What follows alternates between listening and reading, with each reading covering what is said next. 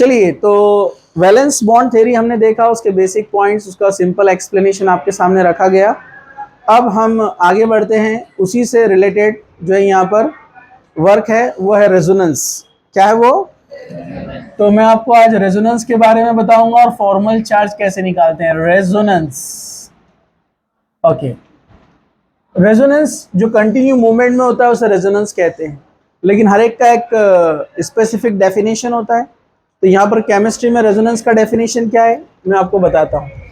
Okay, it is the formation of, it is, या मैं उसको सिंपल कर देता हूँ, formation of different structures, formation of different structures, formation of different structures due to delocalization of electron, delocalization of electrons, delocalization मतलब move होना एक जगह से दूसरी जगह, delocalization of electrons called resonating structure, called resonating structures, and this phenomena is called resonance. phenomena मतलब कोई भी नेचुरल प्रोसेस, कोई भी नेचुरल जो एग्जिस्टेंस होता है, जैसे हम बोलते हैं ना, रेजोनेंस का मतलब, अपने फेनोमेना का मतलब पता है ना आपको, नेचुरल प्रोसेस, एक नेचुरल लॉ। जैसे कोई भी चीज ऊपर से नीचे गिरती है ग्रेविटेशन की वजह से, ये एक फेनोमेना है। तो वैसे रेजोनेंस एक फेनोमेना है। रेजोनेंस क्या फेनोमेना है कि इलेक्ट्रॉन के मूव होने से अलग अलग स्ट्रक्चर्स बनते हैं, और ये जो स्ट्रक्चर्स बनते हैं इनको बोलते हैं रेजोनेटिंग स्ट्रक्चर्स, और ये फेनोमेना कहलाता है रेजोनेंस। अब ये डीलोकलाइजेशन ऑफ इलेक्ट्रॉन यानी मूवमेंट ऑफ इलेक्ट्रॉन क्या होता है, इसके लिए यहाँ कंडीशन है। वैसे हम इसको और डिटेल में पढ़ेंगे जीओसी में, जनरल ऑर्गेनिक केमिस्ट्री, जिसको बोलते हैं हम बेसिक प्रिंसिपल्स ऑर्गेनिक का। बेसिक प्रिंसिपल इसके बाद का अपना चैप्टर रहेगा, उसमें बहुत डिटेल में आएगा। अभी सिर्फ मैं आपको बताता हूँ जो कंडीशंस है रेजोनेंस की वो क्या है। Conditions for resonance, conditions for resonance. Resonance के लिए कंडीशन है number 1, lone pair and pi bond alternate position पे चाहिए। Lone pair and pi bond alternate position पे चाहिए। दूसरा, या फिर और पाई बॉन्ड अल्टरनेट पोजीशन पे चाहिए। ये अभी बहुत सिंपल वे में बता रहा हूं मैं आपको, हम बाद में बहुत डिटेल में देखने वाले हैं इसको ऑर्गेनिक के अंदर। रेजोनेंस बड़ा कंसेप्ट है, ओके। यहाँ जितना रिक्वायर्ड है मैं आपको उतना बता रहा हूँ, तो आप इसमें सफिशिएंट समझ के खुश नहीं हो जाना, बाद में बहुत डिटेल में पढ़ेंगे हम इसको, ठीक है, ओके। जैसे example, don't write, see here, सब लोग जरा ध्यान से देखो इधर, डोंट राइट। जैसे एग्जाम्पल O3 ओजोन, O3 कौन है? ओजोन। अब मैं O3 को ऐसे लिखता हूं, ऑक्सीजन के पास वैलेंस इलेक्ट्रॉन कितने होते हैं? 6। लर्न करें ना आप लोगों ने, स्टॉप। कितने वैलेंस इलेक्ट्रॉन? 6। 1 2 3 4 5 6। ये 6 इलेक्ट्रॉन में से ये 2 इलेक्ट्रॉन इसने दूसरे ऑक्सीजन से क्या किया है? शेयर किया है। क्या किया है? मतलब ये ऑक्सीजन अपने 2 इलेक्ट्रॉन लेकर आएगा और शेयरिंग करके कोवेलेंट बॉन्ड बना लेगा, okay. Oxygen number 1, oxygen number 2। अब इसके पास भी वैलेंस इलेक्ट्रॉन 6 चाहिए, तो 2 आ गए, बचे कितने? 2, 1 एंड 2। थर्ड एक ऑक्सीजन है यहां पर, थर्ड ऑक्सीजन, इसके पास भी वैलेंस इलेक्ट्रॉन कितने हैं? 6। 1 2 3, 3 पेयर मतलब 6 इलेक्ट्रॉन। ये ऑक्सीजन, देखो ये ऑक्सीजन ने 2 बॉन्ड बनाया है, जिसको हम ऐसे शो करते हैं, मैं बता देता हूं आपको, ये ऐसे शो करते हैं, बनाया 2 बॉन्ड। तो दो अपने इलेक्ट्रॉन यूज कर लिया। अब लोन पेयर कितने उसके पास? दो। लोन पेयर मतलब non bonded pair of electron, electron की वो जोड़ी जिसने बॉन्ड नहीं बनाया है। इसके पास भी लोन पेयर कितने हैं? दो। और इसने अपने दोनों लोन पेयर और वो जो दो इलेक्ट्रॉन है वो भी बॉन्ड के लिए यूज नहीं किया है। तो ये जो ऑक्सीजन है, ऑक्सीजन नंबर 1, इसको देते हैं हम ऑक्सीजन नंबर 3। ऑक्सीजन नंबर 1 ने ऑक्सीजन नंबर 3 को अपने इलेक्ट्रॉन डोनेट किया है। क्या किया है? मतलब ये कौन सा बॉन्ड है? Coordinate bond. जो अनइक्वल शेयरिंग से बनता है कौन है? Coordinate bond. ये दोनों कोवेलेंट है ना, जो इक्वल शेयरिंग से बनते हैं। ये दोनों इलेक्ट्रॉन इसने दिया है तो कोऑर्डिनेट बॉन्ड बन गया है। अब ये वाले ऑक्सीजन ने अपना एक भी इलेक्ट्रॉन यूज नहीं किया ना, अरे बोलो ना। अब जो इलेक्ट्रॉन गेन करता है उस पर चार्ज क्या आता है? माइनस। और जो इलेक्ट्रॉन डोनेट करता है प्लस चार्ज। अब क्या होता है देखो, अल्टरनेट पोजीशन पर आ गए लोन पेयर पाई बॉन्ड आ गए। देखो lone pair, single bond, double bond. ये डबल बॉन्ड में एक पाई होता है ना, अरे बोलो ना। डबल बॉन्ड में एक कौन होता है? पाई, और एक कौन होता है? सिग्मा। ये लोन पेयर कन्वर्ट हो जाएंगे पाई बॉन्ड में, यहां नया पाई बॉन्ड बनाएंगे। क्योंकि कंडीशन है, अल्टरनेट पे जब भी आएंगे इलेक्ट्रॉन भागेंगे, दौड़ेंगे। इसको बोलते हैं रेजोनेंस, मूवमेंट ऑफ इलेक्ट्रॉन। ठीक है, ये दोनों इलेक्ट्रॉन मिलकर क्या बनाएंगे? यहां पर पाई बॉन्ड। लेकिन ऑक्सीजन 3 से ज्यादा कैपेसिटी, उससे ज्यादा बॉन्ड नहीं बना सकता, इसलिए यहां का जो पाई बॉन्ड है वो कन्वर्ट क्या में हो जाएगा? लोन पेयर में। क्या में कन्वर्ट हो जाएगा? लोन पेयर बन रहे पाई बॉन्ड बन रहा है लोन पेयर। तो एक नया स्ट्रक्चर फॉर्म होता है, जरा ध्यान से देखो। मैं कलर्स को यूज करता हूं ताकि आपको अच्छे से समझ में आए।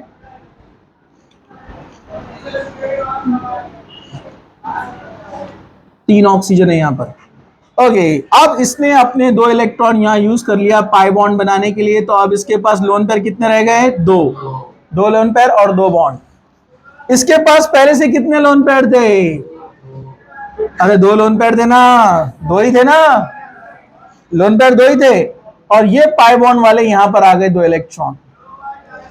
अब इसमें एक्सेस, यहां पर एक्सेस में इलेक्ट्रॉन है ना, यहां का माइनस चार्ज आ जाएगा इधर। इसके इलेक्ट्रॉन एज इट इज, ये ऊपर वाले एज इट इज, और ये plus charge as it is. यहां के जो इलेक्ट्रॉन थे वो पाई बॉन्ड बन गए, और यहां का जो पाई बॉन्ड था वो इलेक्ट्रॉन बन गए। इसलिए इधर का माइनस चार्ज इधर आ गया। समझा आपको? अब फिर ये वापस जाएगा, ये वापस इधर आएगा, फिर से बनाएगा पाई बॉन्ड। तो ये वाला वापस से क्या बन जाएगा? Lone pair.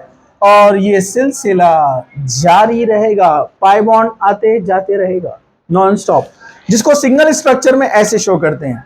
सिंगल स्ट्रक्चर में अगर इसको शो करना है तो ओ ओ ओ, इसका लोन पेयर फिक्स है, यहां के दो लोन पेयर फिक्स है, यहां के दो लोन पेयर फिक्स है। अब यहां का जो एक लोन पेयर है, कभी इधर पाई बॉन्ड बनता है तो पाई बॉन्ड वाला इधर आ जाता है, फिर ये वापस जाता है। तो एक बॉन्ड दोनों जगह डिस्ट्रीब्यूट हो जाएगा, कंटिन्यू मूवमेंट में है। तो एट ए टाइम दोनों को शो करना है तो हम उसको बताते हैं डॉटेड लाइन से, dot dot dot dot dot dot dot dot dot dot dot. मतलब ये पाई बॉन्ड इधर भी है, इधर भी है। समझा आपको?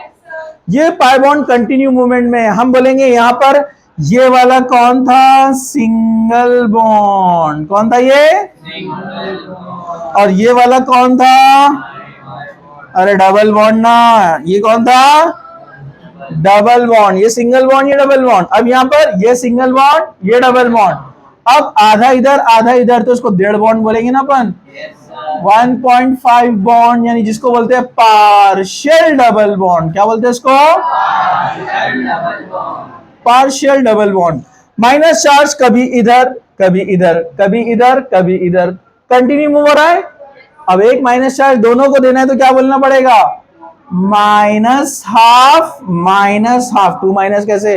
अरे एक माइनस को दो जगह डिवाइड करना है ना, माइनस हाफ यानी 0.5 0.5। समझा? तो ये रेजोनेंस कंटिन्यू चलता रहेगा। ये रेजोनेंस की वजह से इसका कैरेक्टर क्या होगा? अब देखो जरा, मैंने बहुत पहले आपको पढ़ाया था, सिंगल बॉन्ड का लेंथ ज्यादा रहता है, डबल बॉन्ड का कम रहता है, ट्रिपल बॉन्ड का और कम रहता है। रीजन क्या है? सिंगल बॉन्ड का मतलब 2 ही इलेक्ट्रॉन पार्टिसिपेट हुए ना बॉन्डिंग में। डबल बॉन्ड में कितने इलेक्ट्रॉन पार्टिसिपेट हुए? 2। वाह क्या बात है, इधर 2 और इधर 2, क्या बात है, 2 और 2 अरे डबल बॉन्ड में कितने इलेक्ट्रॉन आते हैं? 4। तो 4 इलेक्ट्रॉन में अट्रैक्शन ज्यादा होगा ना, इसके इलेक्ट्रॉन इसके न्यूक्लियस को, इसके इलेक्ट्रॉन इसके न्यूक्लियस को अट्रैक्ट करेंगे, जिससे नजदीक आने से बॉन्ड डिस्टेंस क्या हो जाएगा? कम, यानी बॉन्ड लेंथ क्या हो जाती है? कम। मतलब बॉन्ड लेंथ का ऑर्डर देख रहे हैं हम यहाँ पर, बॉन्ड लेंथ ऑर्डर। तो सिंगल बॉन्ड बड़ा होता है, डबल बॉन्ड छोटा, ट्रिपल बॉन्ड और छोटा। जितने ज्यादा इलेक्ट्रॉन वो नजदीक आता है, बॉन्ड और स्ट्रॉन्गनेस बढ़ती जाती है। तो ये 1.5 बॉन्ड 1.5 किसके बीच में आएगा? सिंगल और डबल के। क्या ये बात सही है? तो ये देखो आप, ये इसके बीच में आ रहा है, मतलब ये वाला बॉन्ड जो 1.5 बॉन्ड है, ये डबल से थोड़ा सा बड़ा है और सिंगल से छोटा है। दूसरा strength, strength of the bond, strength.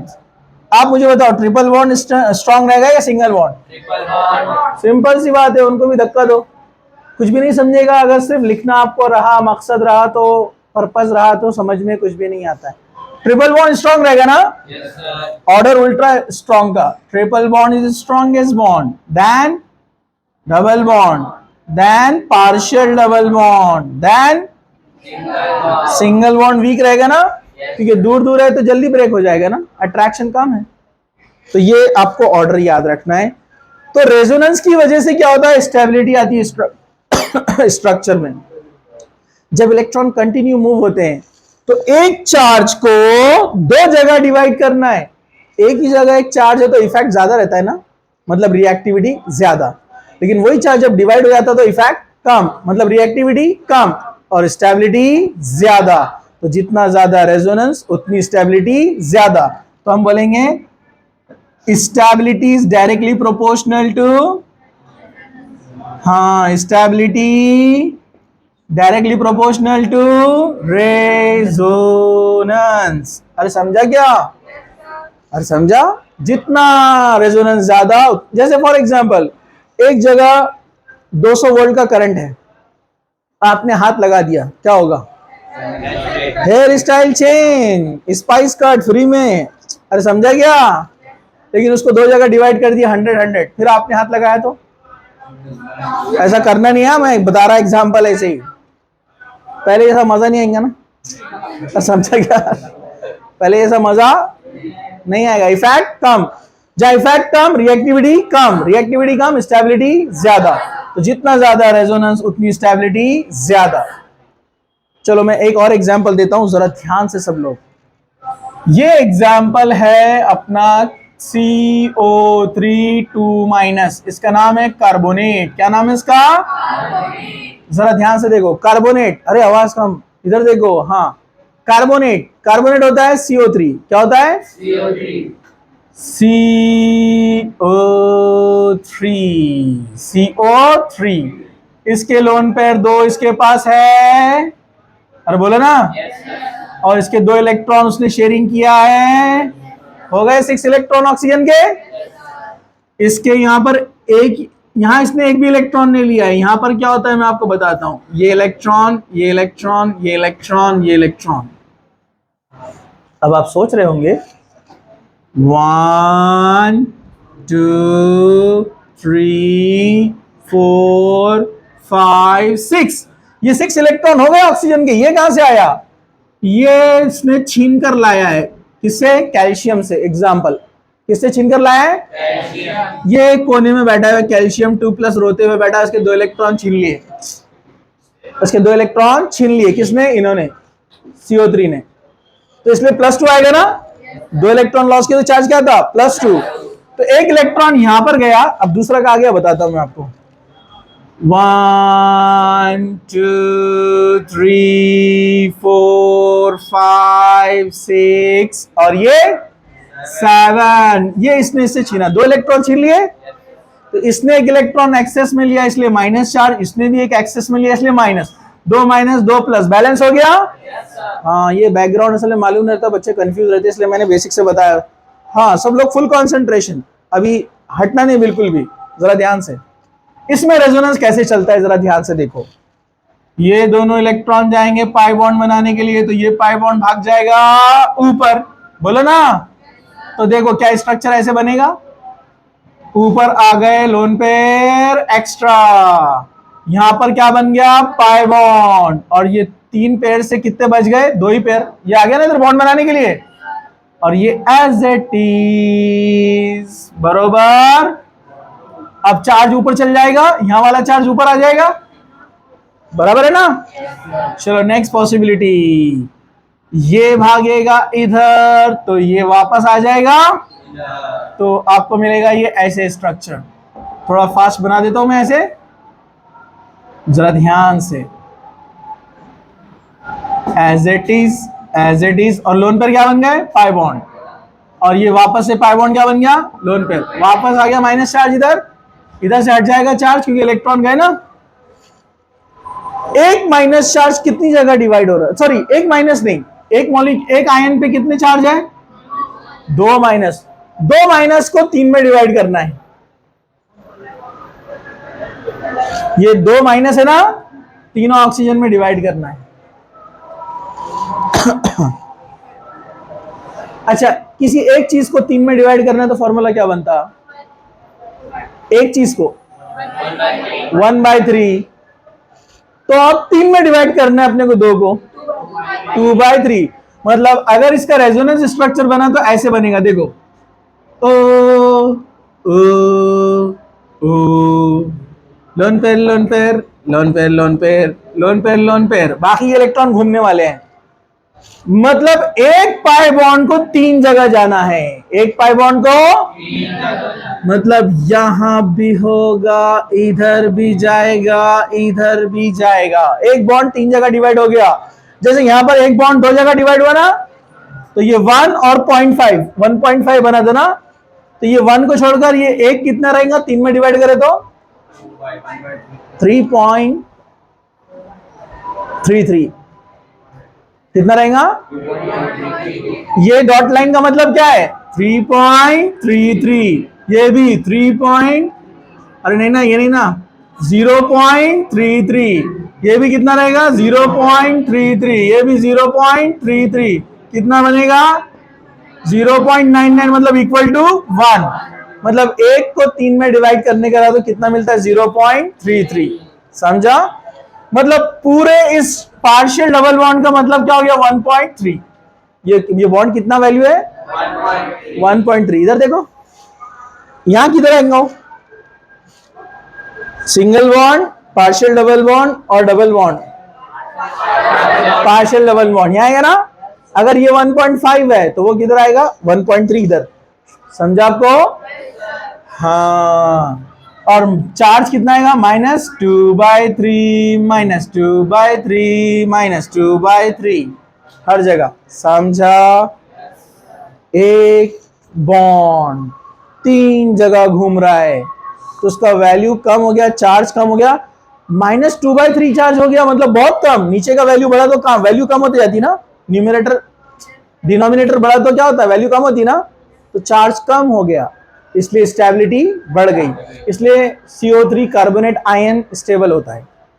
तो ये आज हमने सिर्फ रेजोनेंस ही देखा, ठीक है। फॉर्मल चार्ज कैसे निकालते हैं नेक्स्ट लेक्चर में देखेंगे, इसका फोटो और वीडियो क्लोज कर दो।